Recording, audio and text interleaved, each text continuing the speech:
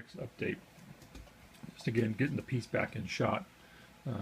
What I'm working on here is I want to build a wall along here to make this just a little bit taller again for line of sight blocking. I don't want it, super crazy tall, but just enough to give this just a little bit more height, and again, block some line of sight, give me a little bit more essentially material to work with. So and it just gives a little bit more dimension to the piece. So as I switch this thing around, god damn, this thing's so big. So if we look at the base here, the other thing too is there's really no detail. That's just paint from the original piece, but it's just basically flat.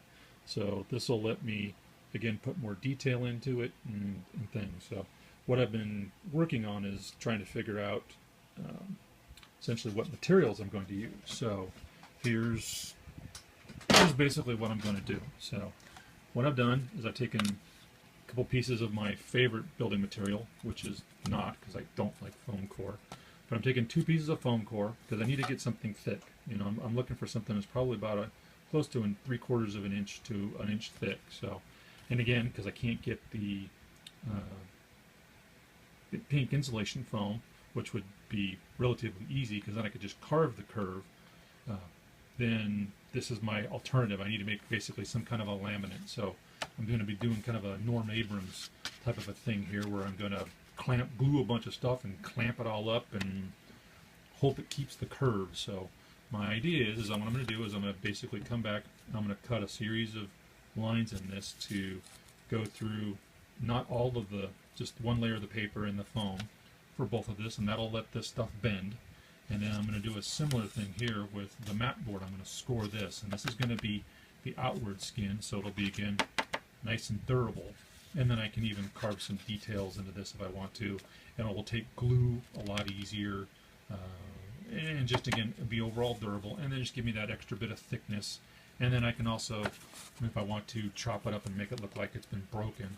And again, this will help preserve the edge for whatever this is going to be. So, but again, I need to score this so all this stuff bends. And my idea is going to be glue all this stuff up, put it around the curve, and then clamp it, and then let the glue dry. And in quote theory, the curve should then be kept when the glue dries, and that'll then give me the proper curve, and then I can cut it to length and fit and stuff.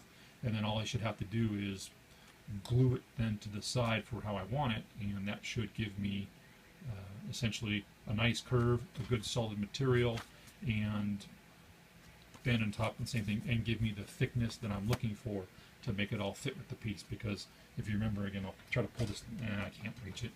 If you remember, the bricks make it look like it's got a relatively thick block size. So I need to make this look similar. I can't just put a piece of foam. That thickness just doesn't look right. So, basically doubling all of that up, that should give me relative good about the thickness that I'm looking for. So I'm going to glue it up, and hopefully in a little bit I will show you what that looks like. Then let it dry, and we'll go from there.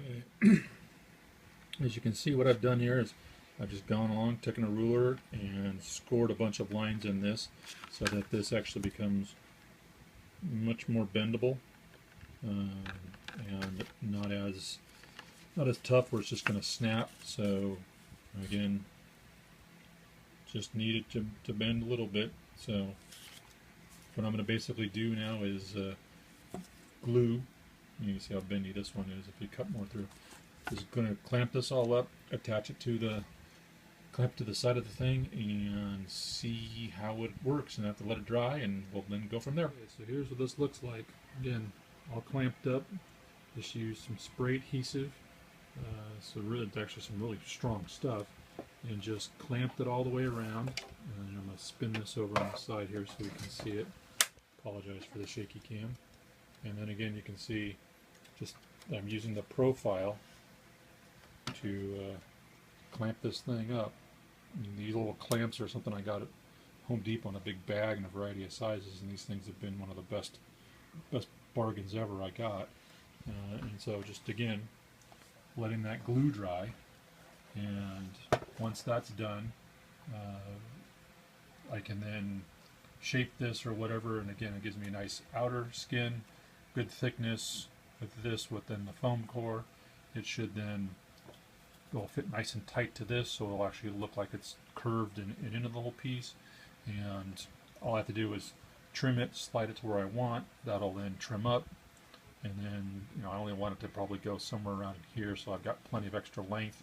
And again, I can trim this and give me a nice solid core, and then I'll just build a duplicate for the other side. And the nice part here is it's about what 10-15 cents in materials, and it'll give it a nice sturdy material, so it won't come apart again as a piece of terrain, where just if it was just regular old foam core, it would just disintegrate, especially for something where standing like that and you don't have anything else propping it up. All you'd have to do is put it in storage upside down or something, or put it, and it's just going to essentially self-destruct. So that's the piece, and let this dry probably actually need to read the instructions to see how long it says for this to let it dry, but I'll probably let it dry at least till tonight, if not till tomorrow morning, and then do another one. I would set up another well, but unfortunately these are the only that is all the clamps I've got, so as you can see it pretty much consumes it, so I can't parallel this and make this go any faster. So we'll let this one dry up, and probably the next portion of the video will then show probably the trimming and things like that, and then some additional details, and then attaching it to the basic piece. And once I've got the two walls, that'll be the majority of the structure of this, and then I'll work on actually fixing it to the base. And then then we'll work on maybe then the water feature next, and then I've got an idea for a statue.